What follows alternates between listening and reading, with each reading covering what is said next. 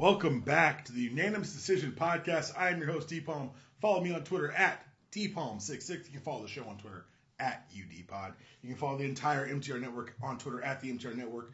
Make sure you subscribe to all of our individual podcasts as well as the main MTR feed. I know we do lots of bonus content. I know a bunch of Super Tuesday stuff's coming out as we get into the seasons. I know extra UDPod stuff's coming out. And I know you're thinking, hey, DPalm, last week, where was my podcast? Look, man, Hurricane Irma came through. I didn't have power for 5 days. I did the best I could. I couldn't get it out for you guys, but we're back this week. Make sure you subscribe in the iTunes Store. Leave a 5-star review. I'll read anything on the air. If you subscribe, you're going to make sure you get our special addendum podcasts that are going to be going up Tuesday mornings. After this one on Mondays, they'll be unnumbered, but there'll be a good recap of the NFL week and to keep everyone up to date on our NFL Pick'em Group standings. UDPod, I hope you joined up. There are great prizes around the corner to be announced this week on your first down. All right, now, I haven't done what to call you. I'm going to call it a quick snap. I haven't done, honestly, the name will be changing, but something's coming on Tuesdays. I can tell you that much. Support the show. 5-star reviews already talks about it. If you want to get more off your chest, email us at udpodcast@gmail.com. Make sure you're shopping with Amazon. Use our affiliate link on mtrnetwork.net. Make sure you go premium. $8 a month, hundreds of hours of more content. I'm putting out some more extra stuff this fall ahead of my wedding, including a Hell No Cupid, where I will tell all of my retired now bachelor tricks, of like little things, little tips and tricks, like the Southwest Shuffle. If you're within 50 yards of a Southwest desk and you start limping, you get preferred seating, but you cannot use preferred seating to go straight to an exit row. So what do? You get on the preferred seating last, and then on the jetway you take a phone call. That way you can still hear them call boarding group A. You're the first person in A, not the last person preferred, and you can get an exit row. That, my friends, is the tiny little bits of hustle that I'll be dropping. Oh, jeez. Jesus Christ. Look, I'm saving you. That's a $15 upgrade. I'm saving you money. You're welcome. UDPod. We do it for the children. Make sure you also visit the MTR store to get the best in MTR merch, shirts, coffee mugs, whatever you need. We've got it. Blame Chris, blame DPalm. Those joints are coming out for the fall. You already heard our guest today. You recognize his voice. Nata, what's up, man? Not much, man. Like, here's the thing. You can't be giving out this free game and everything else when I'm on the pod. My brand is already fragile, dude. My brand is... hold on. I enhance everyone's brand with that. Like, that's the clip you cut out and say, that's what we bring to the table.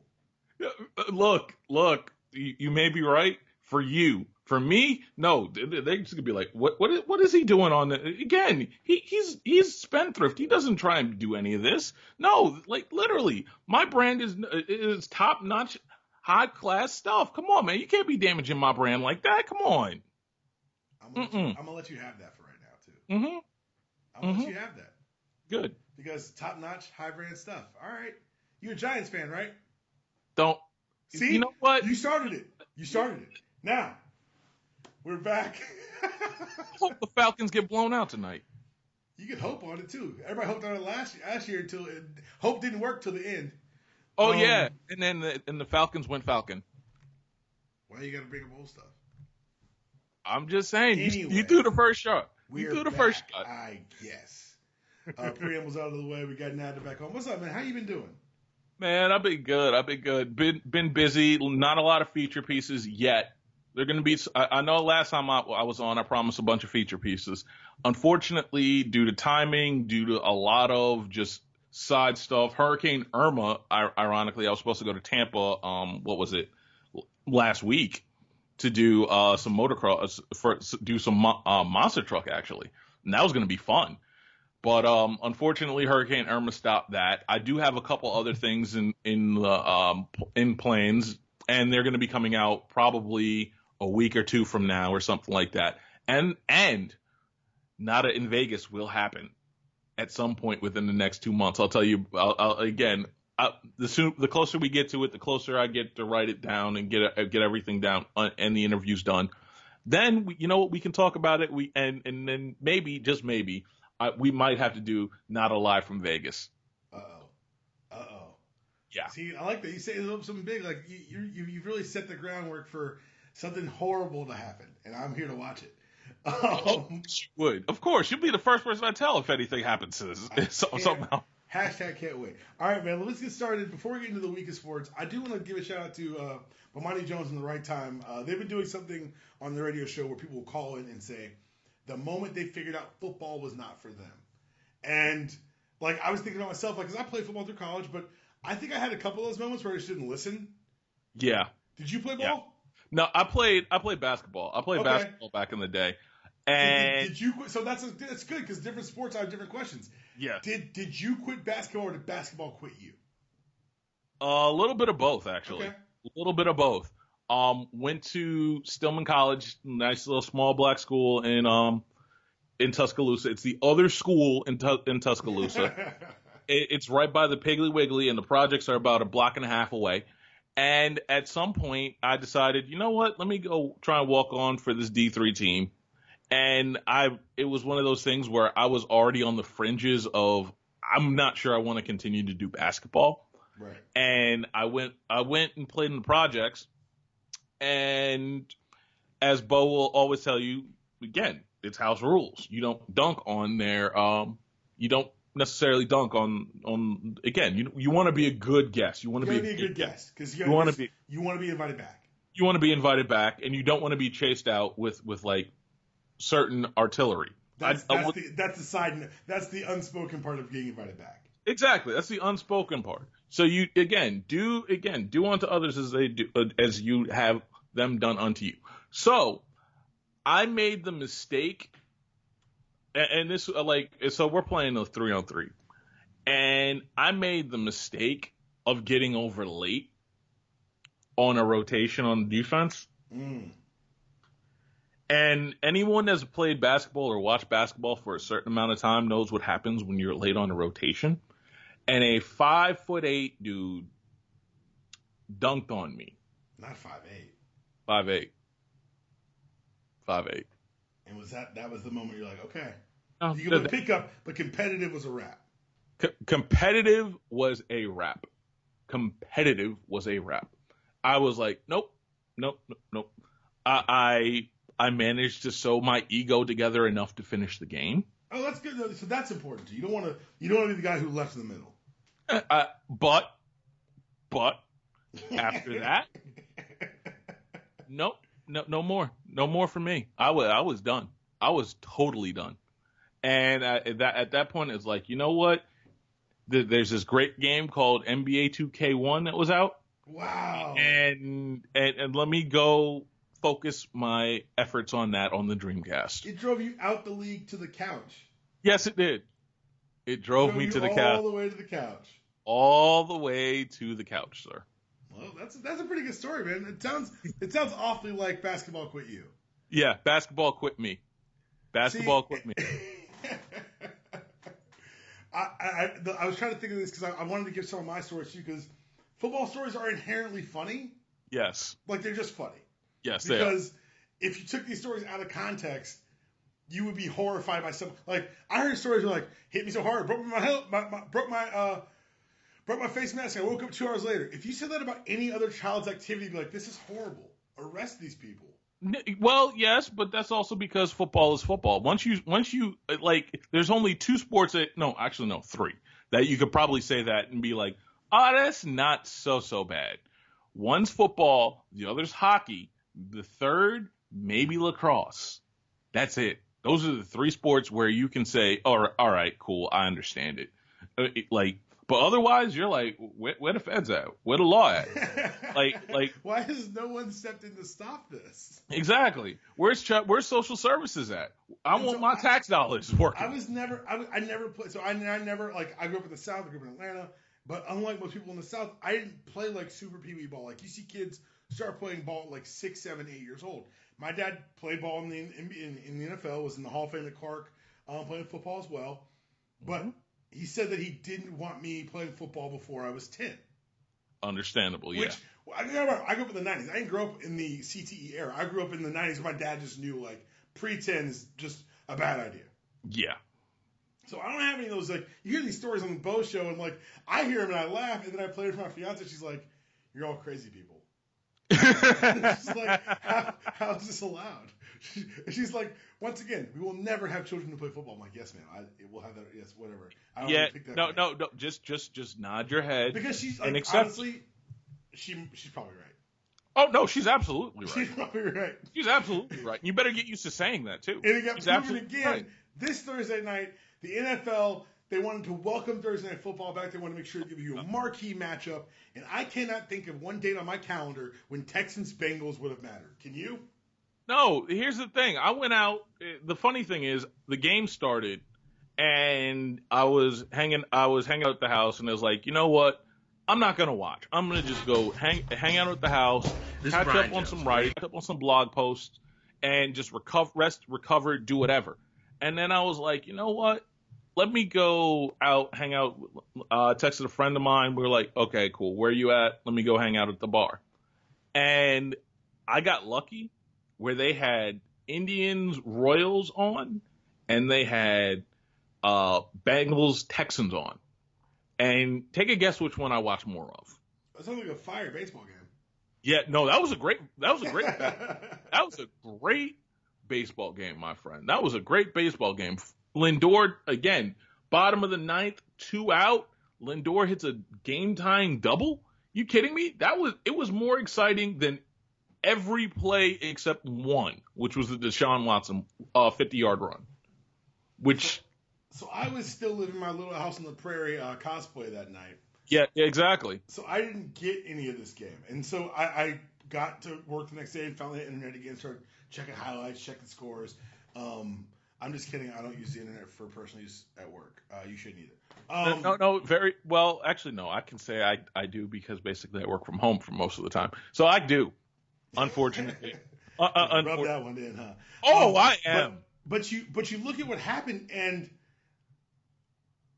we'll start with Houston because they had the most news coming in. They had all the tight ends get injured. They had Brian Cushing popped again for steroids, which is still hilarious, by the way. Brian. That's his legacy. That's his legacy.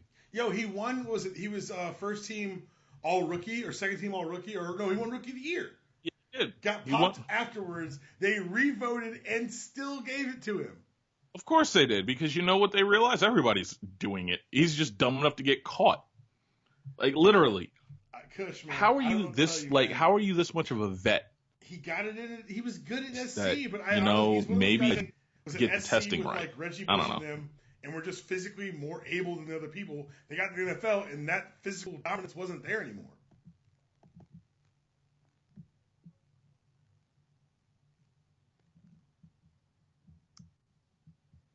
It's one thing to run over the Pac-12. It's another thing to try to run over opposing players who are also getting paid. They were also the man at their school. I think Brian Cushing's learned the hard way. It's a different game on this level. Yeah, much different game on this level, and it's just entirely crazy how it, like, literally, and mind you, like, we have to go back and look through that, like, 05, 06 USC team, because there's been a lot of those dudes that have popped for Peds. Well, not even just Peds. Lot of them. Like I said earlier, like, I think that they were so athletically superior to the teams they played that they never knew how big that gap to the NFL was. Matt Leinart found out. Lindale found out. Yeah, by the way, we got to talk about how Matt Leinart lost a whole bunch of money that year. Like there was because remember, that's the old pay scale where top 3 picks were getting what? Like almost $40 million guaranteed? Name it. You name a number they were getting at. Yeah, exactly. Like, we got to start talking about how Matt Leinart's possibly one of the biggest dummies out there. Now, granted, we knew his career wasn't going to be much, but still. It could have been he could have been a legend at the bank, and he wasn't. Exactly. He could have been Matt Flynn. Could have been Matt Flynn. Well, let's talk also about this. Like, Deshaun Watson picked up his first pro win. Like, this is a big deal. He did well. Like you said, that big run, the 49-yard where he peeled off for the touchdown.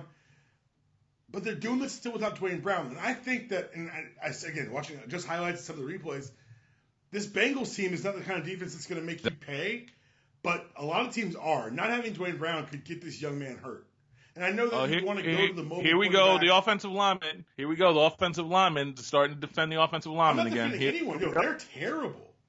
No, they are terrible. They're going to get Deshaun Watson killed.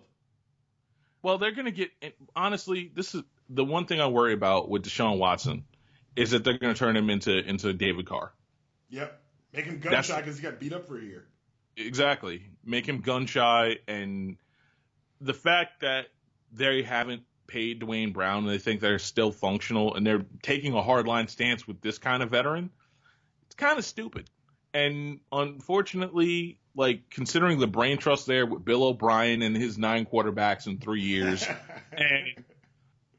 and Rick Smith, who thought giving Brock Osweiler a whole bunch of money and then giving up a second-round pick just for somebody else to take him was a good idea. Like, I mean, it's part of the I don't want to say it's part of the DNA of this brain trust, but it kind of is DNA of this brain trust to make dumb decisions. And not paying Dwayne Brown sounds like a really big one in terms of just not being smart at all. It feels like it's going to end up like that the Emmitt Smith holdout where they weren't going to pay him, they lost. They got that stat where the odds of you making the playoffs after going 0-2 is astronomical. And Jerry, what did he do? Paid him. Yeah. Like, I feel like. And that's the crazy thing is that, and not one man makes an offensive line, but I think Dwayne Brown's the kind of presence and anchor on the left tackle spot that can spread to the confidence and the continuity of an line that can empower this offense in this division to be a pretty damn good football team.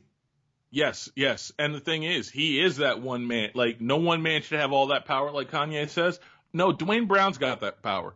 And you're just giving it to him more and more, and you're going to risk ruining another rookie quarterback, which, good job. I mean, how many quarterbacks will Bill O'Brien ruin before he gets fired? Him and Rick Smith. The answer is yes. Like, how many more? How many more? That's all I ask. Staying in the NFL, the NFLPA announced their Player of the Week. It's what they take. I did see this. Ability to recognize NFLPA member who best exemplifies what the NFLPA stands for as far as service and leadership and outreach in the community and being someone that they'd want the rest of their members to follow. And the winner for week 1 was Colin Kaepernick. Now, I'm going to remind you, we're recording this on Sunday, September 17th. Starting quarterbacks in the NFL today include but are not limited to Mike Glennon, Joe Flacco. You can tell me how you feel about Joe Flacco. I tell you what I saw from Joe Flacco. Case Keenum. Carson Palmer. Scott Tolzien. Again. Scott Tolzien's back out there. No, he's not. Brissett's starting today. Jacoby Brissett, who's been on campus for legitimately 13 days. Yes. They just announced, like you just said, Case Keenum will be starting for Sam Bradford in the Vikings. Yes. Blake Bortles is still an NFL starter. Look, they decided we were going to run it 40 times. For the Jets. Pick one. Throw a dart. They're all terrible. Hey, man, I keep telling you, you know what? You keep saying football quit you. You might as well get your arm together, man. Might as well get your arm. I'm not tall or white enough. Point taken. I'm not tall or white enough. I don't look right carrying the clipboard wearing the hat. I've tried it too. I'm like, because if I could just, can I style it? Nope, straight ahead. Okay. They're very particular how you wear a hat when you're the backup guy. But man, like, look, and I'm not going to rehash what we all know. We know why Colin Kaepernick's unemployed. This is not a surprise to anyone. This is not a shock to anyone. He is not the first or last quarterback to be blackballed. But maybe the first one where the dearth of talent is so apparent. My good God. No, these quarterbacks are horrible. Like, these Can we be a real quarterback too? Oh, no, Eli's horrible. Okay. Eli's horrible. And the thing is, it's why I told you, again, we recorded this, like, what, 2, 3, like, almost a month ago. I have no faith in the Giants. Eli showed up and was Eli.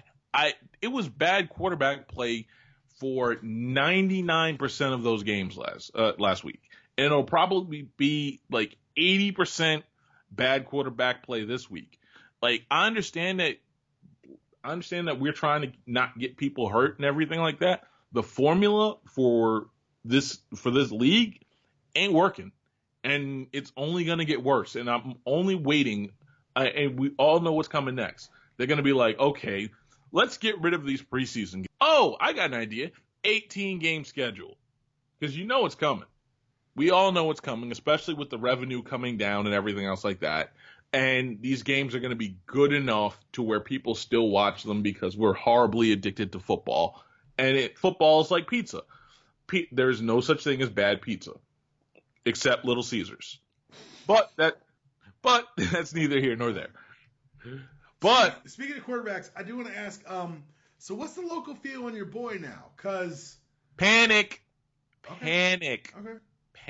They're worried about the shoulder. They should have been worried about the shoulder. Yeah, they should be. And as soon as I finish recording this, I'm probably going to go on, take a look at the whole bunch of panic, as probably the Bills Mafia has taken over Charlotte. People didn't want to hear it when I said it, but it was kind of true. But they travel well because no one wants to stay in Buffalo. They get good jobs and go and propagate in your cities. I know a bunch of Bills fans in Atlanta for no good reason. It's cold there. It's cold, it's desolate, and there's nothing to do but eat really good wings. That's it. I live in Atlanta. They wings are all right. You got a point there. Right. I will give you that one. I'll give you that one. But, I mean, look, I'm not going to argue with you on the wings thing, man. At some point, I got to get back down to Atlanta, but we shall see. We shall see. At some point, I got to get down to Atlanta, and I'm too close not to have gone down and gotten some really good wings. I'm saying, look, we're known for certain things here in the city, and besides blowing 23 leads. Besides that, wow. Besides blowing 23 leads, dedicated to hate on my own show. All right, I got you. I see you, as the kids say. Yeah, I see you. Let's go to the NBA for a second. Kobe Bryant. They announced they're retiring a jersey for Kobe Bean Bryant, who once got beat the fuck up by Chris Childs. Piece and a biscuit. Beautiful spicy 2-piece and a biscuit on that one. A biscuit with the honey from Popeyes, like it came for him. Yeah. I gotta ask you though, if it were you, would you retire the 8 or the 24? Probably. If we're talking winning wise, it's the 8. Right. If we're talking winning wise, it's the 8. If we're talking straight scoring wise, this is 24. It's absolutely the 24. Like you're talking about now. Granted, so which Kobe is the real Kobe? 24. Let's be real about who Kobe Bryant is. No, let's be absolutely.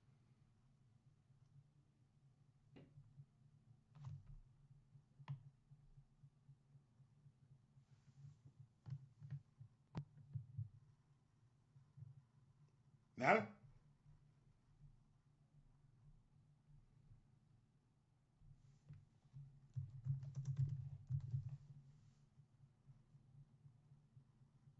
You have to retire the 24. That's absolutely why you have to retire the 24. But again, 8 is the winning guy. 8 is the guy that actually took a backseat to Shaq for at least a couple of years before 24 really showed up. So I gotta ask, is 24? So 24 is the score. 24 is the purest distillation of Kobe. Is 8 the Kobe that people want you to? I don't want to call him Kobe Stans, but Kobe Stans want you to embrace as the real Kobe. Yes, yeah, but here's the thing: 8 Kobe, number 8 Kobe is one of those guys that, unfortunately, I mean, he's I don't even know how to describe 8. 8 is the guy that, while he was great as a team player, he's also the same guy that blew the Detroit finals. So you got to remember that part too. I don't know. It's wild because and for me, I think the simplest solution is to just have him retire as 8 for 24. Well, they said they're retiring both, which I know, is just make it one big banner and 8-24 FGA FGM FGA. Oh, I mean, if you're gonna do that, you might as well take the Game 7 from 2009 against the Celtics. You might as well just use that one. That was like, what, 9 for 27 or something like that? I want it to be actual. That sounds like a Kobe stat line. Because the argument of 8 for 24 is a Kobe line. It is, but I mean, if we like 8 for 24 is just him from 3. We're not talking about the 2-point shots either. Like, like, again, if we factor in the 2-point shots, it's more like 13 of like 39, like the old Allen Iverson stat lines. That's true. That's very fair. It's 100% fair. I know Kobe's a great one. I think I dislike Kobe stans more than I dislike Kobe.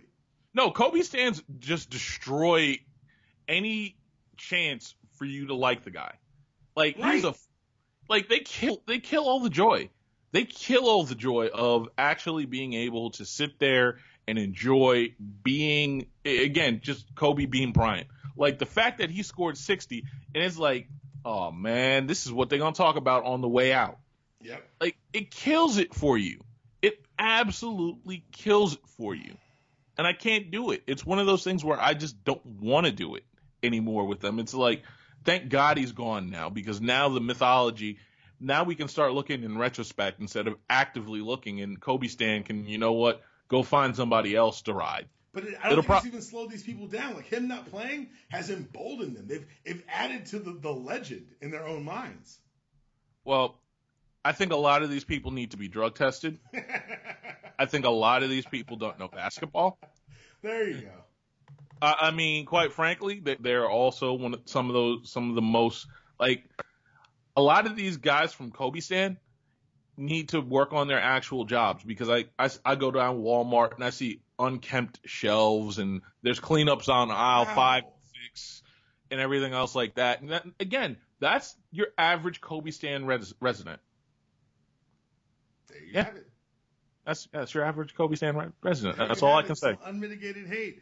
And you know what? This is how you know I'm recognizing the hate, because I didn't even call for Marvin Lewis's job this week. He shouldn't be employed. I talked about the Texans. I was being positive.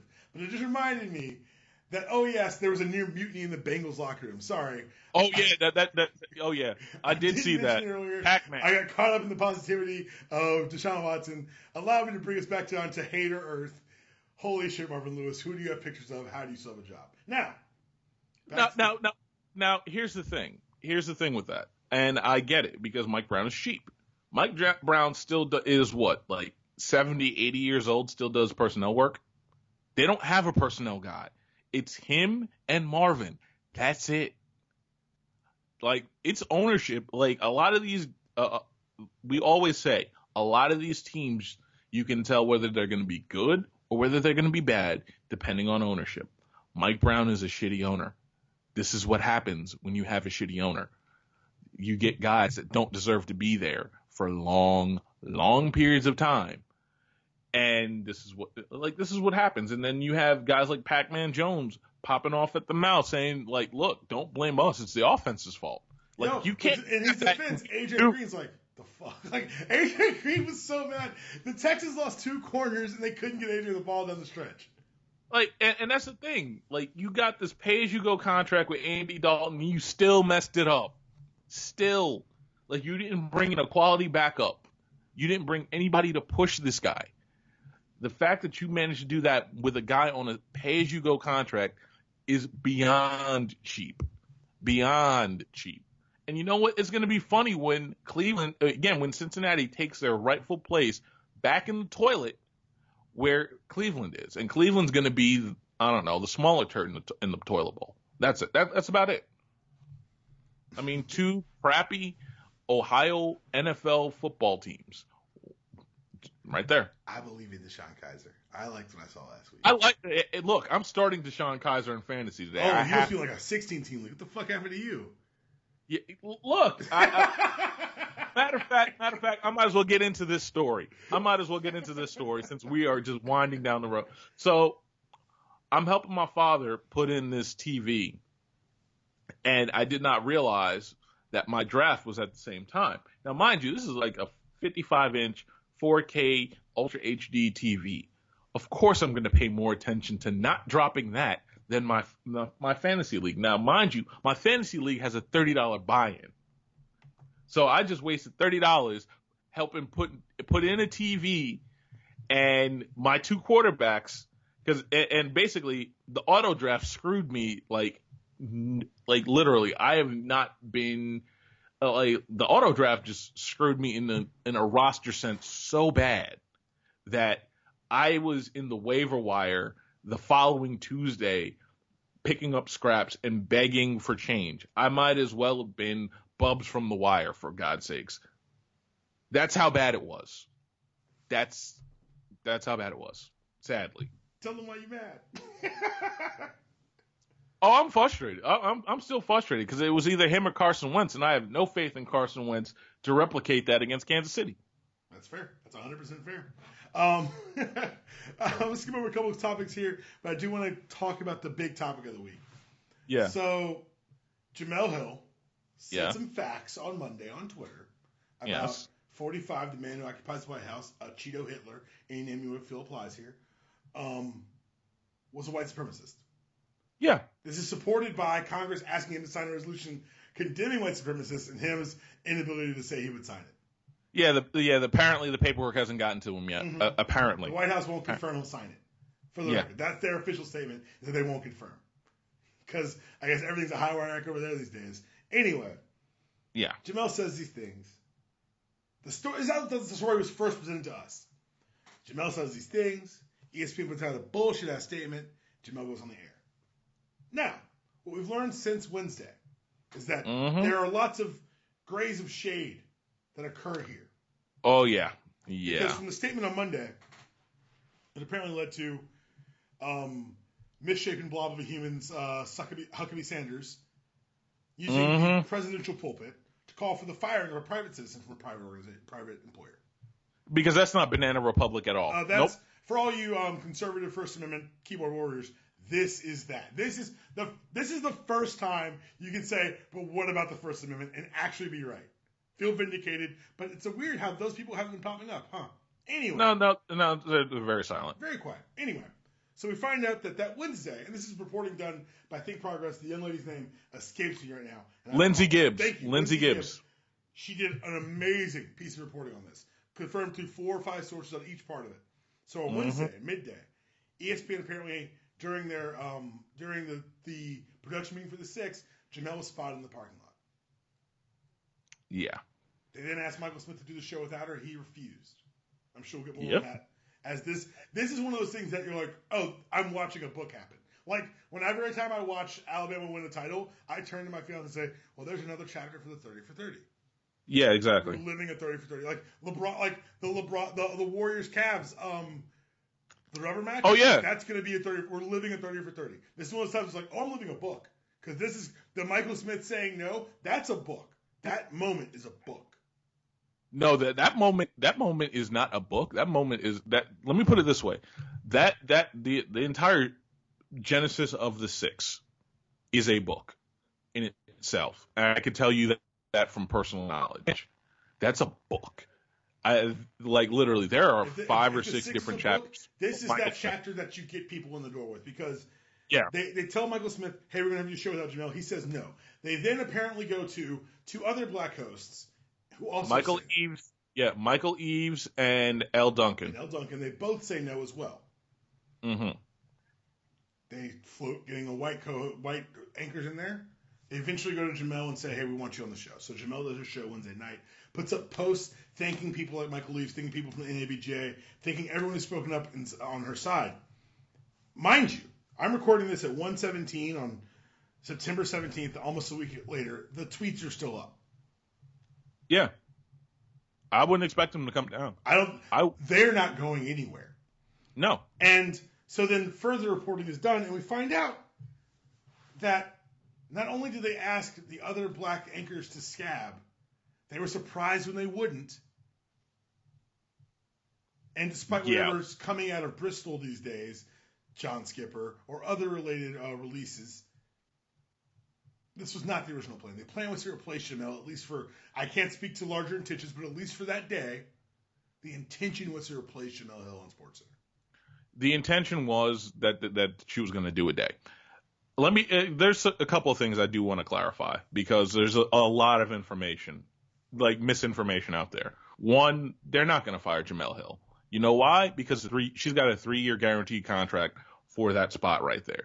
It's going to take an awfully big buyout for them to fire her.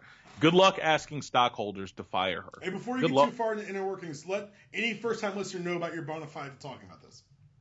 All right.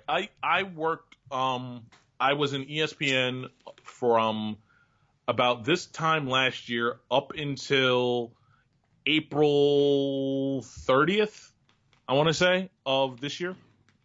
And I was fortunate enough to have worked on the Six. I prompted a bunch of shows. I was in a bunch of production meetings for them. I have Michael Smith's phone number. I know, Jamel's been one of the nicest people for me to ever, legitimately just one of the nicest people I've ever been around. And as someone that's like gotten to have a couple of conversations, for someone that has wished me well on the way out the door, and not in one of those don't let the door hit you in the ass on the way out type things. Like, the fact that this happened is kind of wild. So let's get getting back into the inner workings of this. They're not buying out Jemele. They're not buying out Michael. They're not firing them because they have to pay them, because they're, again, 3-year guaranteed contracts for that 6 p.m. spot. The thing that, so going back into the timeline a little bit, for the 11:30, for her to be in the parking lot at 11:30, they get there around 10-ish. Show meeting starts probably at noon. I would probably say the one thing is the producer, Jasmine Alexander and Talia Wilkins, those two probably suggested Eves and Elle Duncan to do it. And they're probably standing invites for them whenever Michael Smith goes on vacation or Jemele goes on vacation or something like that. They'll be the first ones they'll call to fill in. They're the go-to fill-ins. They're the go-to fill-ins, most likely. The big thing about this, though, is that I remember, and again, this kind of fills into this. This kind of goes into this, but I remember after working, because I've told the story on this podcast before about knowing about a Different World Sports Center intro for the Six before, 2 months before it ever came out. You're gonna put this over, I'm ringing the bell. That's all I'm saying. So I knew about it. So therefore, I remember the day it first came out, and I remember I remember working a later Sports Center that day, and I remember how many anchors and producers were just talking very, very recklessly about that intro and how much money they spent on it and how they could do more with that money and yada, yada, yada. Typical media backbiting that goes on in any media facility. I will preface that by saying that. I would also, there's a lot of jealousy when it comes to the Six. Let's just put that out there. There's a lot of jealousy. There's a lot of animosity. And the thing that I don't think people even in ESPN get is that the Six is very similar to Empire, per se. Like Empire, say what you want about it. It's a crappy soap. It's this, that. It's the third. It gets you ratings. It gets ratings because you know what? Black people like supporting black people and like seeing other black people on doing different things on the show. So this is what the Six is. It's their version. It's the ESPN's version of Empire. It's one of those things where it's going to be a successful show because black people like seeing other black people talk about sports. Now, it may not be the traditional thing that everybody's used to, but everybody being the largely conservative, largely white, established sports audience. Yes, very much so. Very much so. And the one thing about the show is that while it's non-traditional, it's pulling in some more of the most consistent ratings on that network. Like, there's not really that much of a better lead-in than, because you think about it, were you paying attention to the 6 p.m. Sports Center before Mike and Jemele came on? I was not. I wasn't. I wasn't. Now it's got a personal spot on my DVR, not because I know everybody. It's one of those situations where it's not necessarily traditional, but it was very necessary to bring everybody forward. And you can bet your bottom dollar that digitally, like, this is the thing that, like, when they bring out that standalone ESPN digital channel, which is supposed to come probably by next year. Remember ESPN the phone? Yep. I do remember that.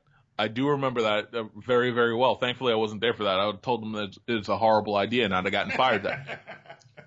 But the thing with this, again, with the 6 is that this is going to be one of those things that consistently brings viewers, brings different viewers, brings a consistent base. There's really not that many shows that you can say bring that base consistently there. There's not. Right. I mean, you could say NFL Live, but how much are you paying attention to NFL Live in February, March, April? You're really not, unless there's a big story. Like, Outside the Lines is pretty dope, and I try to check that out because I know a lot of people over there that are really, really good. But at the same time, you're not really checking for Outside the Lines all that much. If you're the established shows that you were probably watching are Lebitard,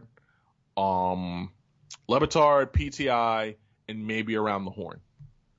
Those are the only 3 that you're really checking for. Now the 6 is the 4th one on that. And I'm sorry, and let me not be remiss, SVP at midnight, because like those 5 shows are the ones you're definitely catching, and probably the noon Sports Center with Carrie Champion, and and the noon Sports Center.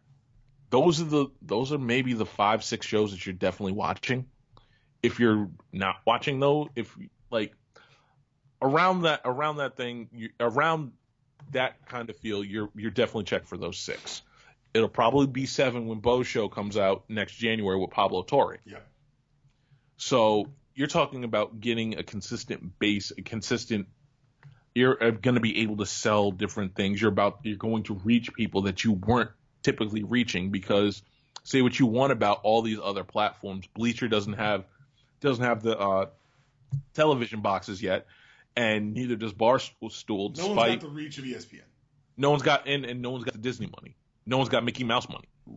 So you're talking about a lot of things. And the one thing I do worry about with everything that comes out is that they're going to undercut the 6. And I think it's going to be one of the biggest mistakes they can ever do.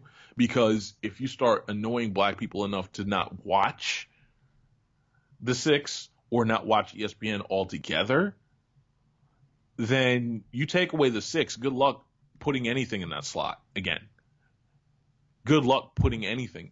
Unless you're going to put the Sports Center that I was working on before the 6 was there, which was a bunch of rotating guys that no one really cared about. Like, at some point, you're going to have to admit that something isn't working in the formula, and I'm not sure it's not the 6, and it's a lot of other people there. A lot of jealousy, a lot of people that aren't willing to change. Unfortunately, a lot of people in that building are still stuck in 1995, and it's not 1995 anymore. Right. So, I mean, that's basically it. And I'm, like I said, for someone like, I know Mike, I know Jemele, I know a lot of people. Like I said, I know a lot of people that work on that show, and they bust their asses every day to bring you something dope, and they try to be different on purpose. They try to do that on purpose. It's not intentional, because if they wanted to go with the grain, they could show you 1 or 2 highlights from a day game or something like that, and get into the random hot takes of the day, and then be done, and they'd be fine. But they give you them every single day, and it's always awesome. So, knowing what you know about that place and the people involved and all the moving pieces, what's next? Because it looks like the White House has doubled and or tripled down on this call for Jemele's job, which just seems crazy to me. But it seems like we're reaching a point where I think we have reached it in society where, hey man, silence is a sign. Let me put it this way. I wouldn't be surprised if we see it more on ESPN News. I wouldn't be surprised. Like that, I wouldn't be surprised. Wow. But at the same time, I could also see them saying, "Look, we got to make it at least 2 of these 3 years before we can even discuss buyouts." Right. But I think as many numbers as they do, and as like they average almost 500,000 viewers a day, which is consistently. Yeah. Consistently. So I don't see any way that they do. I don't see any way that they take them off the air. There's nothing that's going to happen to them. But I do think that you're going to see them on ESPN News more often.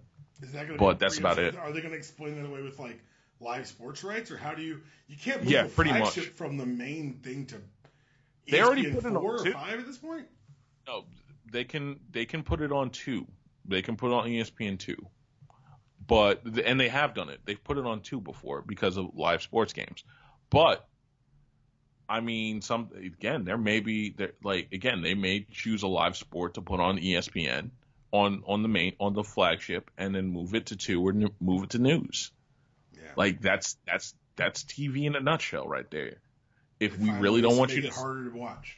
Exactly. Finding ways to make it harder to watch, and like with ESPN, like with SVP, there's no replay of the show, so it's harder. Like unless you set your DVR to it, you're not going to know when it comes on. It's a really good point. It's a real TV is a very dirty game. Media is a dirty game in itself, but TV is really dirty. Seeing that. Well, thank you for taking the time to discuss this with us. Do you want to stick around and talk a little college football before we get out of here? One more thing, sure. One more misinformation thing, and I know we talked about it before the show, but I understand why people want Jemele to leave. I just want to ask you this: leave and go where? Yo, leave and go where? Let's be real. Leave and go where? Like, you want her to go independent? Like, you want to do that? You want her to go independent? Okay, maybe I get it. But again, I'm doing the quasi-independent thing. It's harder than you think. Yo, it's uphill battle. You're fighting uphills both way in snow. You're ice skating uphill, to quote Wesley Snipes from Blade 1. But again, no matter what you think about ESPN is still the pinnacle. It's almost impossible to replicate those heights. Ask Fox the NHL. Can't do it right now. Fox is struggling. Yeah. Go ask Colin Cowherd how he's doing. Go ask Colin Cowherd how he's doing. Go ask Chris Carter how he's doing. Again, his new morning show had a 0 rating. 0.0. Like, you can't, it's not that easy to replicate your success outside of Bristol. No one's really done it yet. Actually, no. Let me rephrase that. There's been one guy. I'm sorry, no, 2. Eisen and Dan Patrick. I was going to say, Eisen's my guy. Eisen's the guy I was like, that's where my head always goes. But Eisen's the outlier. He's an insanely talented guy who got linked up with the NFL directly. Exactly. And Eisen came around at the right time where the NFL Network was taking off. Right person, right time. It was a perfect storm for Rich Eisen. You cannot gamble on that. What up, Bill Simmons? Exactly. You can't gamble on that. And look at Olbermann. Olbermann's the perfect example of this. Oh man, it's gotten sad. Yeah, Olbermann's doing GQ. He's one step away from being me. That's the thing. It's not that simple. It's not that simple to say, oh, you should leave and go somewhere where they respect you. They're not going to respect you anywhere. But you know why? Because, again, the media game is the game for a reason. So, I mean, again, I understand why everybody wants Jemele to go elsewhere. I'm just saying it's not that simple. It's not that simple at all. Exactly. It never will be. At all. Man, let's get into this college football. Let's talk about some college football because, man, Saturday came around. I was looking at the schedule man, these games are weak. I was here for Clemson, Louisville, really. But in my head, I was like, no, Texas SC, garbage. Georgia Sanford, garbage. And like we always do here at UDPod, we're going to start where football actually matters in the SEC. And we're starting with the team that actually matters, the Georgia Bulldogs. After the much ballyhooed, and this is one of the reasons I really wish the hurricane hadn't happened, because I did talk about this game last week. Georgia fans being excited about beating Notre Dame is the saddest shit in the world. Man. They won 4 last year. They're probably going to win 4 this year. And guess what? If Georgia won 4, they'd fire the governor. Georgia won 4 again. Georgia won 4. There's a state of emergency going on right now. Yeah. Like literally, there'd be a year-long state of emergency. Year-long. Armed troopers in the streets, the whole 9 yards. Exactly. There would be mutiny, and Kirby Smart would have to go into WITSEC after that. Yeah. Like, there's no way. There's no way. Jim Donnan, who they still trot out there as like ghosts of Bulldog Pass, when 1, he didn't do shit. 2, he knew about Quincy Carter's coke problem and completely hid it. And 3, he defrauded investors in a Ponzi scheme. Oh man, him and Craig Carton got something in common then. So much, right? Yeah, exactly. Him and Craig Carton. That was mean. I mean, come on. That was mean. It was funny, but it was mean. I can't say it wasn't mean. Hey, look, Craig Carton. Look. If you defraud that many people with tickets that you said you didn't have, and that you actually like you defraud people like that. Look, you deserve whatever comes to you, whatever's coming. I didn't say it wasn't deserving. I didn't say you weren't right. I just said factually, it was a mean thing for us to say right then. No, it wasn't. It was accurate.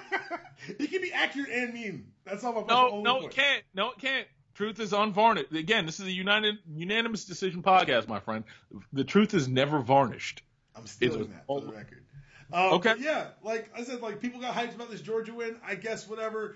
People want to get me hyped about Fromm. Yo, give me Easton back. I need Easton back for Mississippi State, because apparently Mississippi State is an MFing problem, because Mississippi State went out there and put it on LSU last night. I thought Coach O in the homecoming, for him to be coaching the Bayou Tigers, was the match made in heaven that we all needed. My Lord. Mississippi State 37, LSU 7. What in the world? Wait. You what? You thought it was a good match? I just thought Coach O could speak their language. Gumbo, gumbo, gumbo, jumbo, gumbo. No, they can speak the language. That doesn't mean you can coach. Oh. Like how bad do you think they miss Les Miles right now? How about again? Mm-hmm. Les Miles is sitting back in his backyard, eating the finest fescue you could find in his backyard. And just laughing. You know why? Because they fired him, and they have no chance to replace. Like literally, you have to fire Coach Orgeron after this year, because they're gonna win what 5? They might win 6 games this year. Maybe they don't go to a bowl game. You have to fire Orgeron, because that's another state where the governor gets fired if you win 4 games. Oh no, that is one I'm not gonna bounce on. You're right. They've got to win and win now if they want to be good. Yeah, no, you've got to win, and you may have to beat Bama this year. Which ain't happening. It ain't happening, but you may have to. Yeah, you're going to have to beat Bama. You have to get a moral victory somewhere here to balance this. It can't be a close loss to Bama. You got to beat Bama. You got to have a moral. You got to have a good victory in pocket, because to me, and this is the thing, and I know Felder said this before, but why would you close off all hiring on a guy when you had guys like Charlie Strong that were still out there, who's doing work in South Florida, by the way. You got Charlie Strong. You had a whole bunch of other coaches. Hell, you go talk to Justin Fuente up at Vatech, see if he's interested in the job. Because going from Vatech to LSU is a serious upgrade. Sorry, Hokie fans, but that's true. But the fact that you sat there, saw all those guys out there, and then you chose the hillbilly redneck from the swamp as your first choice. It's like, basically, you know what it is? It's like saying, I got Halle Berry in her prime. I got prime Beyonce, which is right now, ironically. I got prime Rihanna. I got Pam Grier. And then you know what I'm going to do? I'm going to go and get Dolly Parton from right now and get her to coach. So I think it's an oversimplification, if only because when they fired Les, if you're a top flight coach, who wants to come to a place where Les Miles' results will get your head cut off? True. Very true. It's the problem that I said with the Georgia firing Rick. It was like, yeah, we're going to go say we're going to energize the fan base by going and getting a coordinator. But otherwise, for this job, for a job of this stature, of an LSU, of a Georgia, I want a guy who's done it before. Because of the way we treated the people who did it before, we can't get that guy. So we've got to grab the next best thing. And while I think you're right, I think O was the wrong hire. I think it was the wrong hire for the right reasons because he had done enough. He had ingratiated himself with that team and with that community to where they fell for the snake oil. And now they're about to be bad for a while. And to be quite frank, you know who I really would have gotten? And this is going to sound crazy because Orgeron would have probably stayed around after he got fired too. I'd have brought in Lane Kiffin. I'd have thought about it. I don't think Lane was available, but I see what you're saying. I would have at least thought about it. I would have definitely made a phone call. I'd have made a phone call. There's some other guys I would have made. At least made a phone call. Exactly. You have to tell me no. I'd have called Charlie. Matter of fact,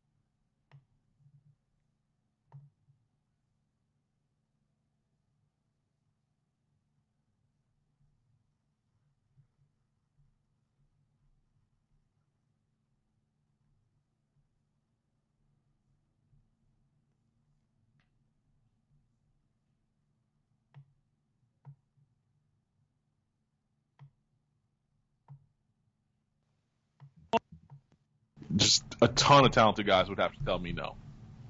Yeah, I mean, he can't be your first choice, and he was. And exactly. That's fine, and I don't think he was the first choice, honestly. I do think that the situation was untenable to find one of those big-name coaches, but we'll see what happens because you don't lose as a ranked team, losing to Mississippi State, an unranked Mississippi State team. That's bad. Another team that got knocked off by an unranked team, Kansas State went to Nashville, left with an L. Vanderbilt won 14-7. Auburn knocked off Mercer 24-10. Tennessee, we'll talk that in a second. A&M found a way and made one against Louisiana Tech, 45-21. Purdue stomped all over Mizzou, 35-3. Things are looking real bad in Missouri. Yeah. Kentucky knocks off South Carolina. Dude, let me put it this way. At this point, is it really fair to say that the two best teams in the SEC East are Georgia and Kentucky right now? How about you shut your mouth right now? How about it's week 3 and you just be quiet? How about that, huh? I'm just saying. Ole Miss took a loss from Cal 27-16, and Alabama did Alabama things to Colorado State and won 41-23. Now, let's talk about the elephant in the room, the gator in the kitchen. My goodness, my gracious. The headline for Deadspin was Florida wins the dumbest college football game of all time on a 60-yard Hail Mary. And I can't better that headline. No, it really, like...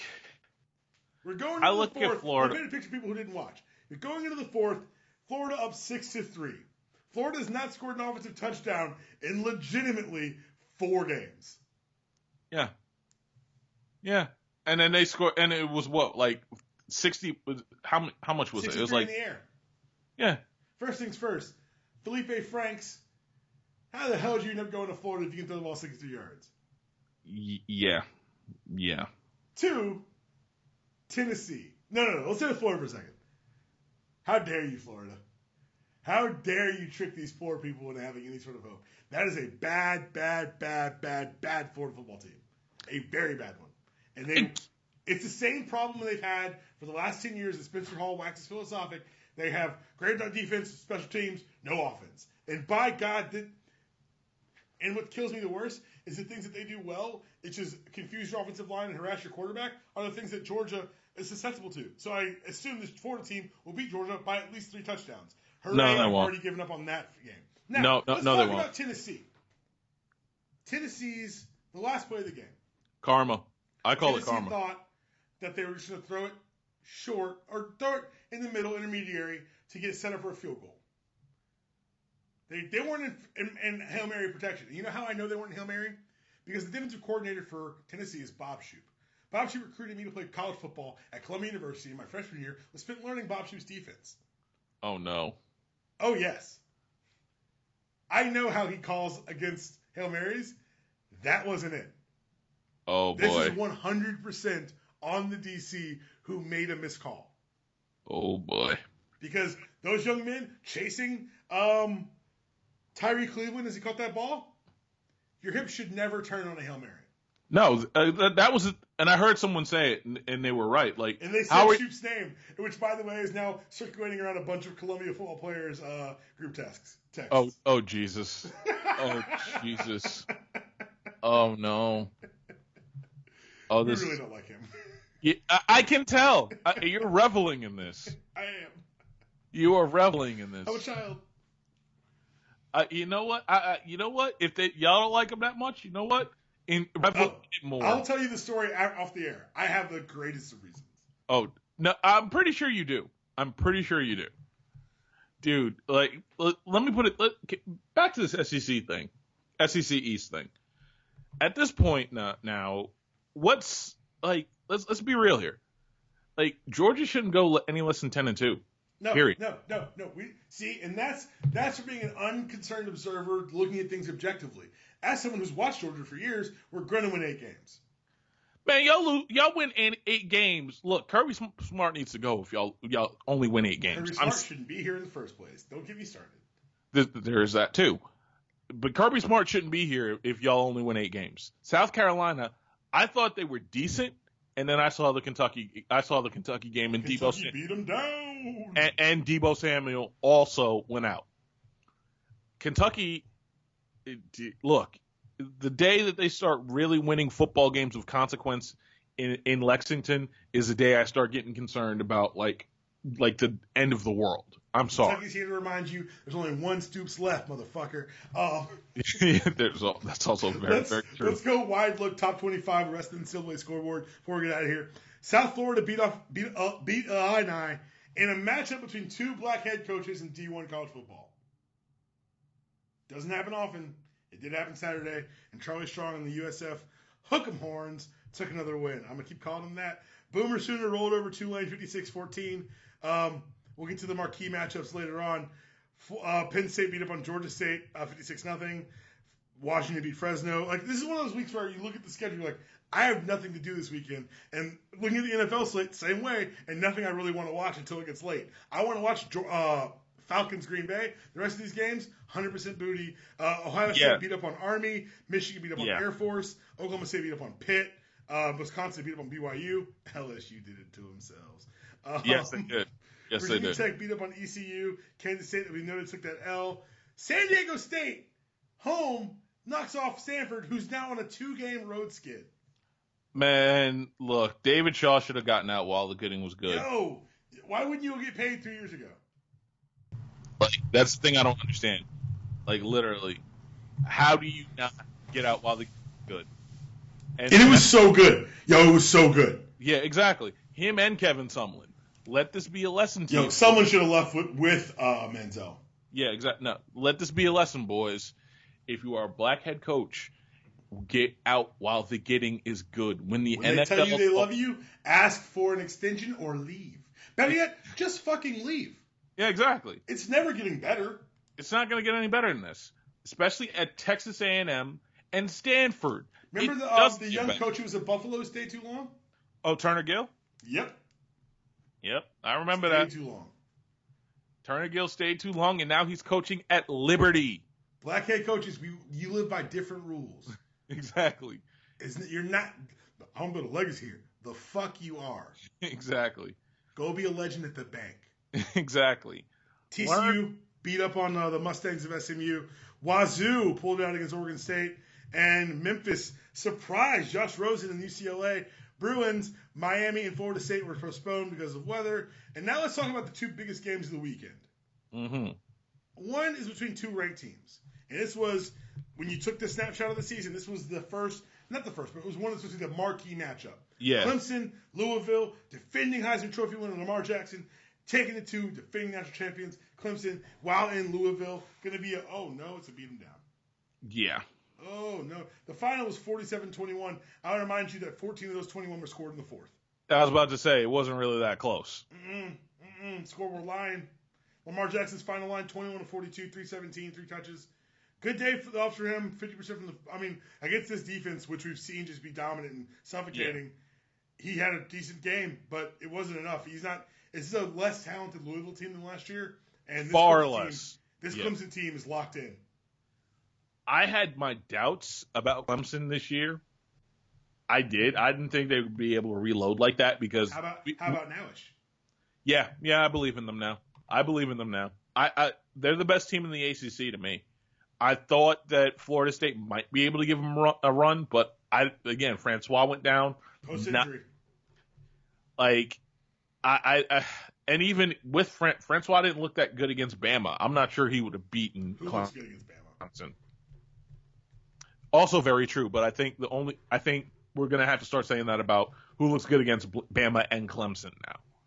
Man. And again, 5 years ago, could you imagine us putting them in the same sentence?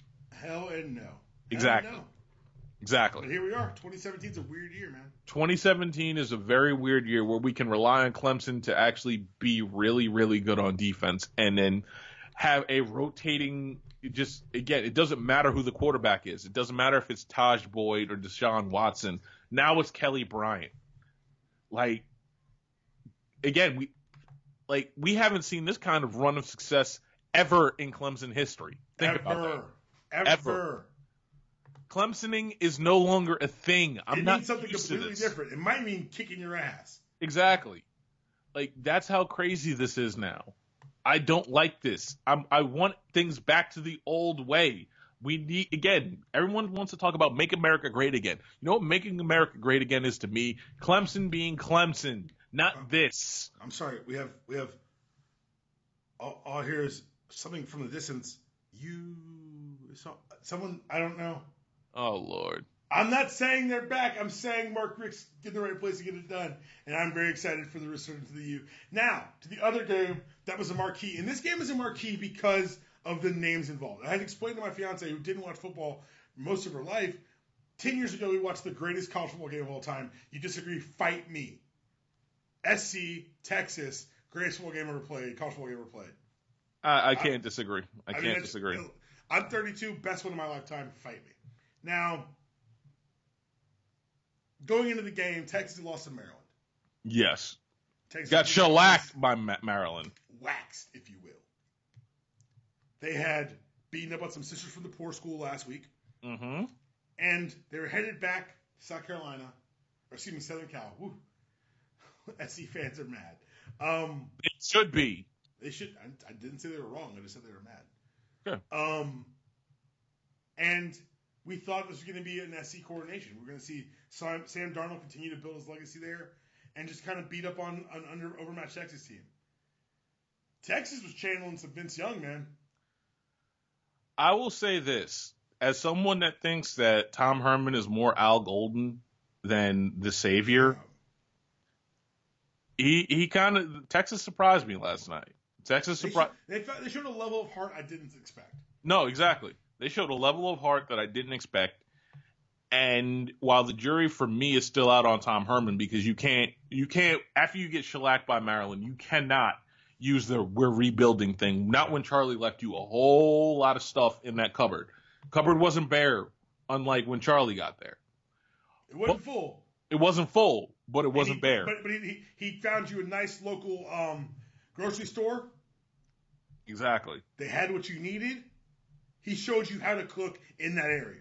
Exactly. You can cook in certain areas with that.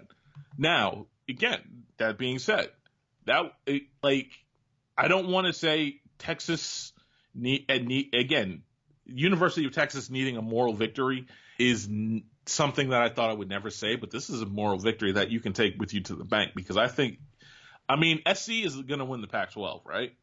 We're just yeah, they're going to win it, and they're going to win it by a lot. And I'm not that big a fan of Clay Helton either, but what we're going to end up seeing is Clay Helton's going to show you beat a team that's probably going to be in the playoff because they're probably not going to lose a game this year until the playoff.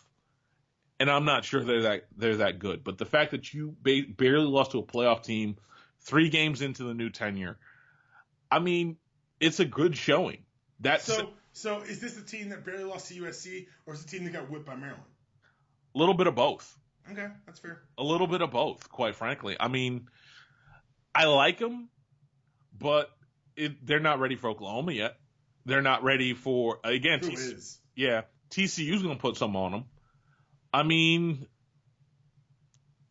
I don't know. Like, this is one of those years where, like, we see the Big Ten's probably not getting a playoff team in. Big Ten's probably, and that's something that's people have to come to grips with too. yeah, like Big Ten's not putting a playoff team in this year. So you're talking about Oklahoma, Clemson, Bama, and USC. Which, if you're the college football playoff committee, you take that and you run right now. Closest you're gonna get, right? That's the closest thing to free money that you're ever gonna get. Closest thing to free money that you're ever gonna get. But at the same time, let's say you have two close losses to Oklahoma and Texas. Oklahoma and USC, if you're Texas, I mean, that's not a bad way to start out your year.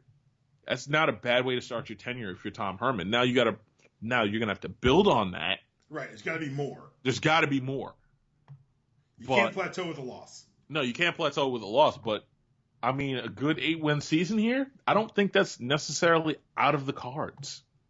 It may not be out of the cards, but I do think it is. It's going to be interesting to see if it can unfold that way, because that's what really I'm concerned with. Is this one of those things where you played so far above yourself that the next game's invariably a letdown?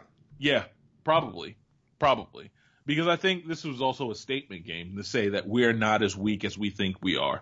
And I also think that had Texas won that game, that's a middle finger to a certain coach in Ohio State that said that who had some comments for Tom Herman.